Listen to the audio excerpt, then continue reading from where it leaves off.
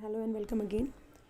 Continuing with the topic of inflammation. The next important topics in this chapter are the vascular events and the cellular events of inflammation. And questions come on these topics in the exam, in the theory exam. So, in this talk, I'll be covering the vascular events of inflammation. I already told you that acute inflammation is a protective response of the body to get rid of some offending agent, and there are the immediate and early response to tissue injury by the blood vessels and the cells. So there are basically two events that are occurring. One is the vascular event of inflammation, and the second is the cellular event of inflammation. So vascular event facilitates the cellular events, which is the emigration of the WBCs from the blood vessels. So basically in inflammation, what is happening?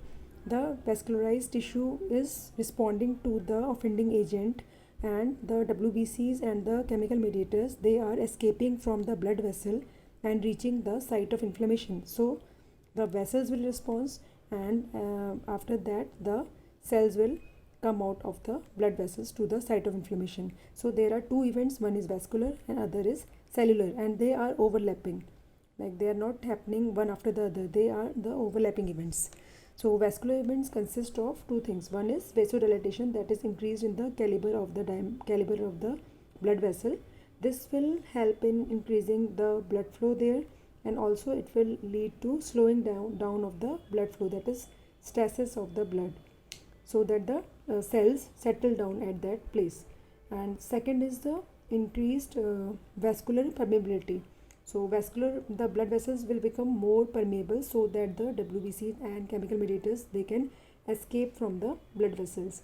And this is usually followed by the cellular events, in which the WBCs will emigrate from the blood vessel and reach the site of inflammation, and then it will be followed by phagocytosis of the offending agent, like the microbial agent, by the WBCs.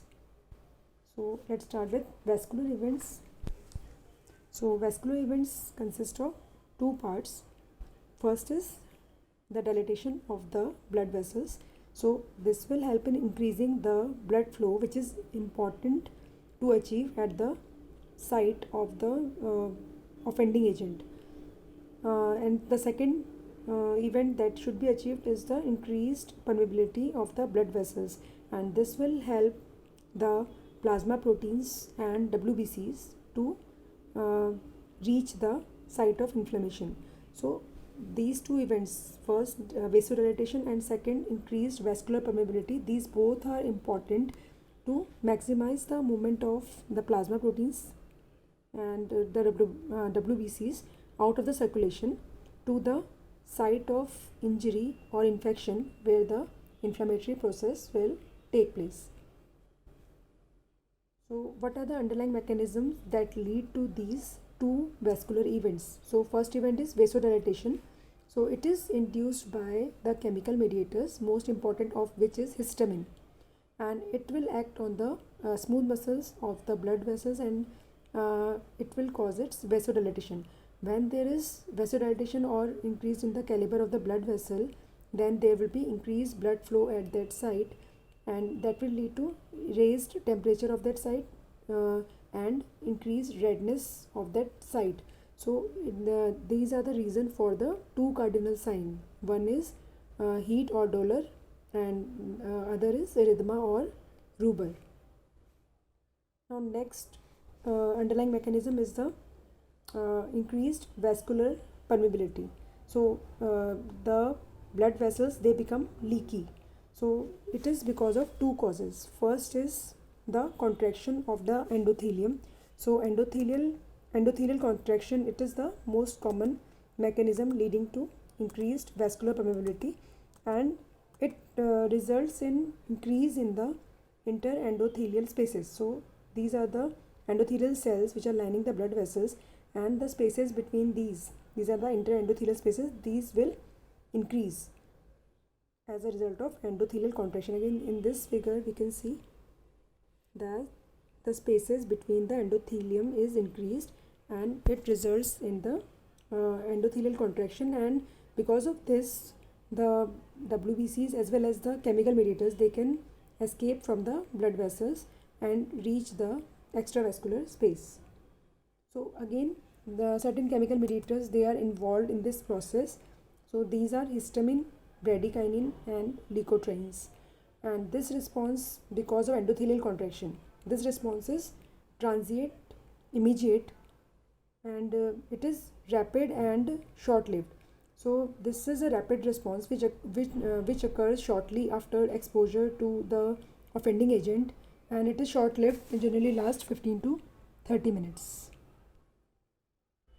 Now the second cause of increased vascular permeability is the endothelial injury.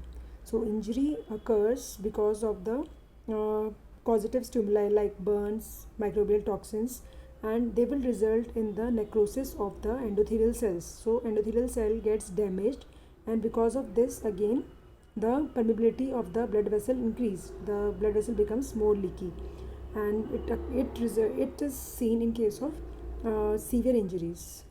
And because of the endothelial injury, this reaction is sustained for several hours till the blood vessels they get repaired. So this is prolonged response. It is rapid but prolonged response. Now this is a common example. So when we go to the beaches and after some time the sunburn occurs, it does not occur immediately, it occurs late. So it occurs because of the delayed prolonged leakage as a result of the damage to the blood vessels. So the underlying mechanism are again both the mild endothelial cell damage and also the increased permeability because of endothelial cell retraction. So this is an example in which the delayed prolonged leakage can be seen. Now this summarizes the vascular changes. So this is the normal blood vessels.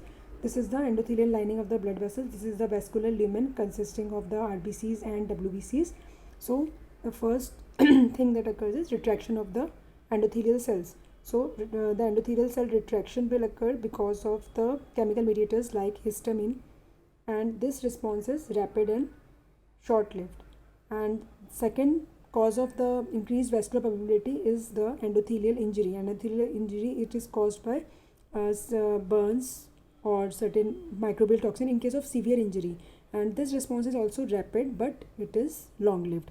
So in this figure you can see that there is damage of the endothelial cells and also when there is vasodilatation and stasis of the blood flow, then the WBCs come to lie on the endothelial cells, and again this also amplifies this reaction because they further cause damage to the endothelium.